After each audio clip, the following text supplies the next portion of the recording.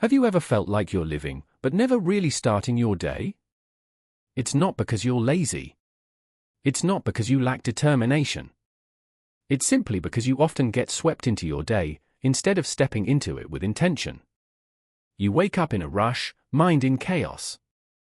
You grab your phone out of habit and scroll through dozens of meaningless things that leave you feeling empty.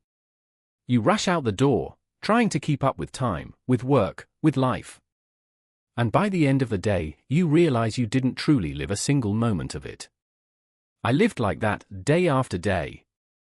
Waking up exhausted. Falling asleep in regret. Repeating the cycle, like I was stuck in an invisible loop. Until one morning, I looked into the mirror and asked myself, how much longer do I want to keep surviving, instead of living? I didn't want to exist anymore. I wanted to live with intention. Electric light bulb, so I started a challenge. Not a trendy one. Not a fancy one. Not to become a picture-perfect, successful person on social media. I just wanted to give myself a real morning. And I chose to change, one small step at a time, for 30 days. Write have a check mark my goals for this challenge. Wake up at 5:30 a.m. every day, rain or shine, weekday or weekend. Build a simple yet powerful morning routine, gentle movement, journaling, daily planning. Absolutely no phone use during the first 90 minutes after waking up. Document the entire journey, from early struggles to mental, physical, and emotional shifts. Move a camera, and in this video, I'll share the full story. Every moment I force myself out of the warm bed. Every time I saw the sunrise, peaceful and beautiful, in a way I had never noticed before.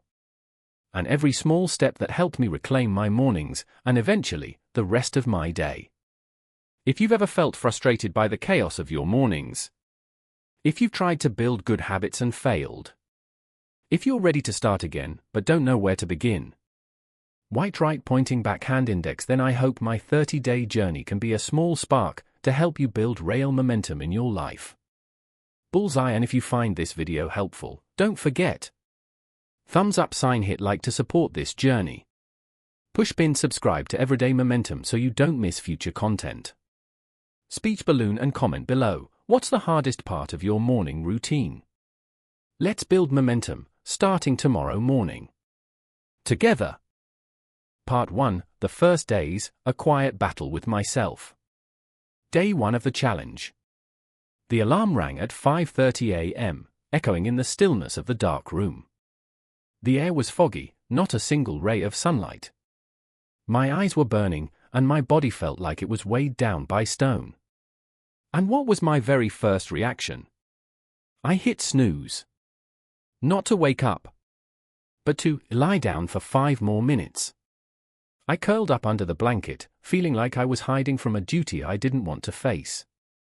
In my head, a silent conversation began, quiet, but very real. I can get up in 5 more minutes. But you made a commitment, remember? 30 days. Come on, just today. Be serious starting tomorrow? No. Today is day 1. If I give up now, what meaning will the next 29 days have? I stared at the ceiling and sighed. Then slowly sat up like an old man recovering from illness. Heavy eyes. Cloudy mind. But I got up. I turned on the living room light. The sudden brightness made me squint. Everything around me looked the same, the sofa, the bookshelf, the coffee cup left unwashed from the night before. Nothing magical happened. No epic soundtrack played in the background. There were no miracles just because I woke up early. There was only one strange feeling. The sense that I had chosen right, even if it was something very small. I unrolled my yoga mat. Did a few light stretches, even though my knees creaked. Then I sat down at the table and scribbled a few lines in my journal. On the very first page, I wrote, Day 1, I didn't want to wake up. But I did. And maybe that's enough. After writing, I made a cup of coffee. No music. No YouTube. I just sat there, quietly, watching the sunlight begin to slip through the curtains. The following days didn't get much easier. On day 2, I was irritable. My body protested like it was being dragged out of sleep against its will. On day 3, I almost gave up after staying up too late the night before. On day 4, I woke up and asked myself, is this really worth it? No one was cheering me on. No one checking if I had followed through. Every morning, I had to answer the same question.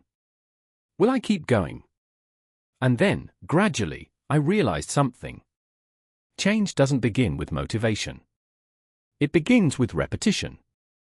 Right pointing back hand index. It's the small, steady, silent actions that shape who you are becoming. In the first week, I didn't feel more productive. No breakthrough ideas. But something did change, clearly. I no longer started the day feeling drained and chaotic. Every morning, I knew what I was waking up for. No more rushing. No more reacting on autopilot. I had started creating a morning space.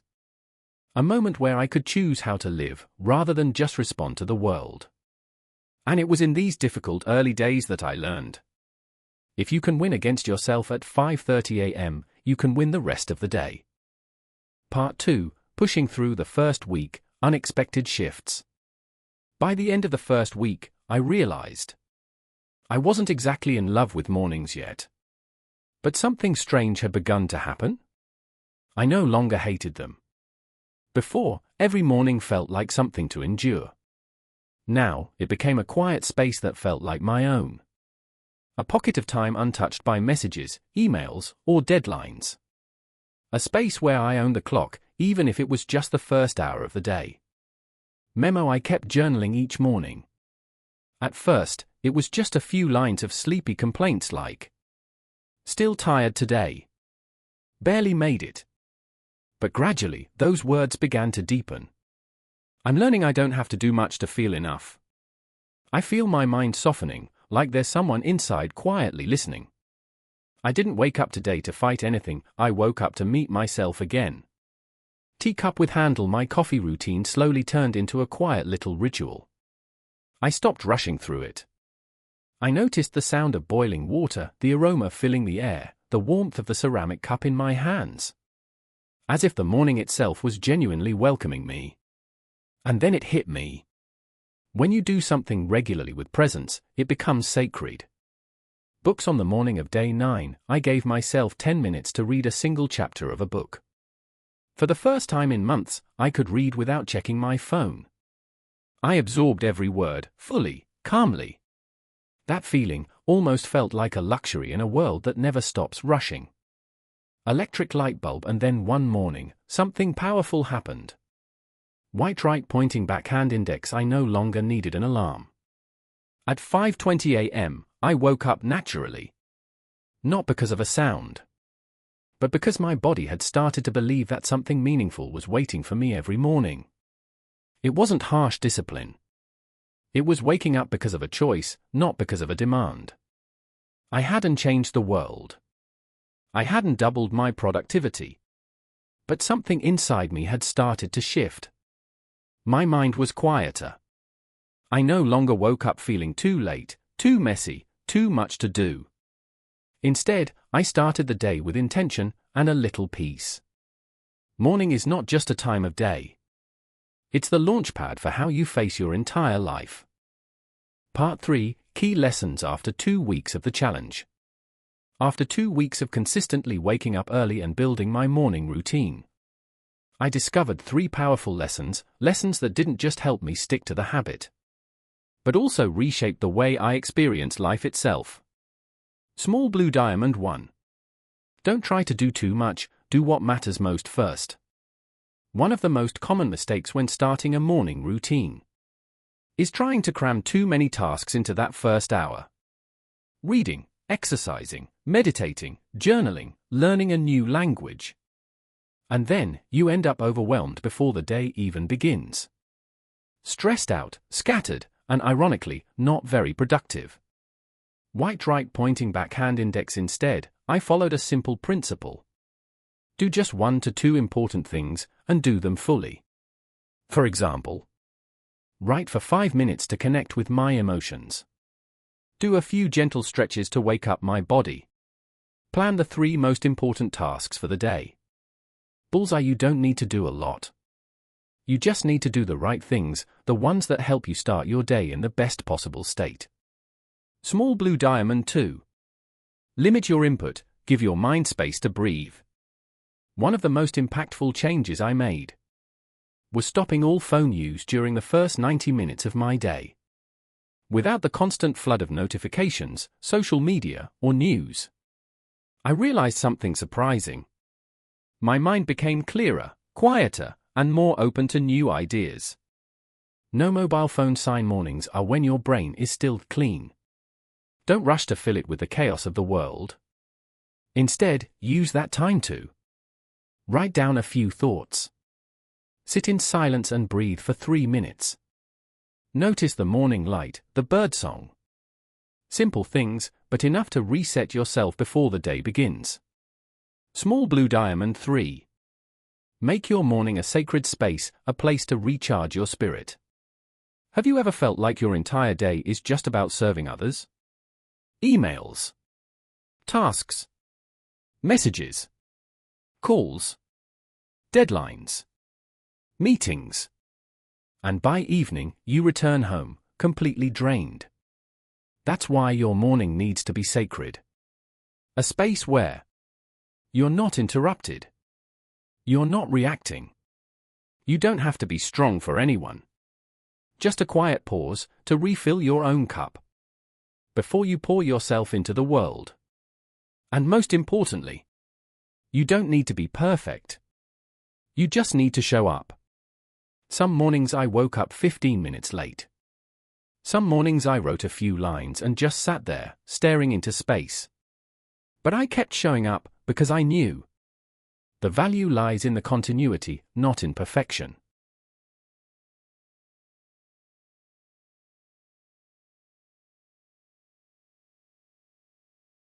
Part 4: The Ripple Effect: How Mornings Transformed My Life. A lot of people start a morning routine with the goal of being more productive or more successful. But for me, after 30 days, the biggest shift wasn't in my output, it was in my way of living. Here are the 3 most profound changes a well-designed morning gave me, and might give you too. Small orange diamond 1. I became proactive, no longer living in constant reaction mode. Before, my day always began by responding to the outside world. Emails from my boss. Messages from clients. Notifications from social media. Urgent things that needed a reply. I always felt like I was chasing the day, never really in control of it. But once I started giving myself 60 minutes each morning, something shifted. When you start with calm, the rest of your day is less chaotic. I no longer felt dragged around. I set the pace.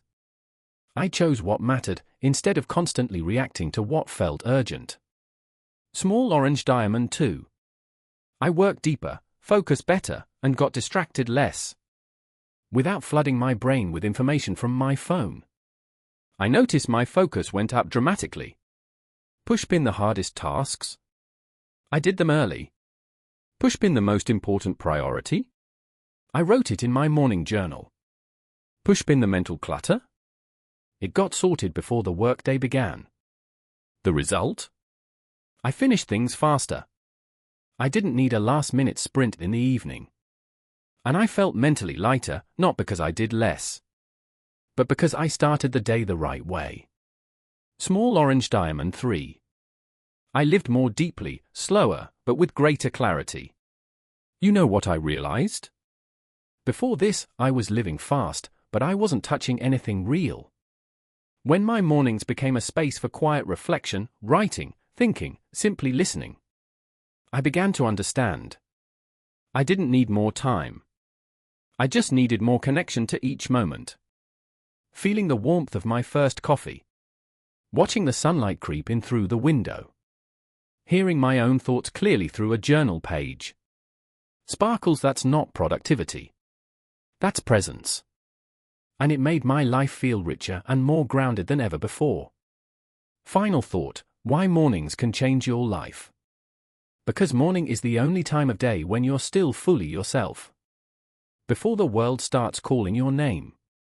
If you protect that first hour, you're protecting a part of your life that no one else can take from you. Old-fashioned key hash: you don't need to do everything. You just need to start your day intentionally. And repeat that long enough to create a life that feels truly yours. You don't need to change your life, just change how you start your day. After 30 days, I realized something important. Mornings aren't a place to be perfect. They're a place to begin, with intention, calm, and awareness. I didn't become a productivity machine. Not every day was ideal. But I did regain something truly valuable. Right pointing backhand index: a sense of control over my own life. Speech balloon: so if you're feeling lost, stuck, or unsure where to begin, I'm not here to tell you to change your whole life. I'm just here to suggest, try changing how you start one single day.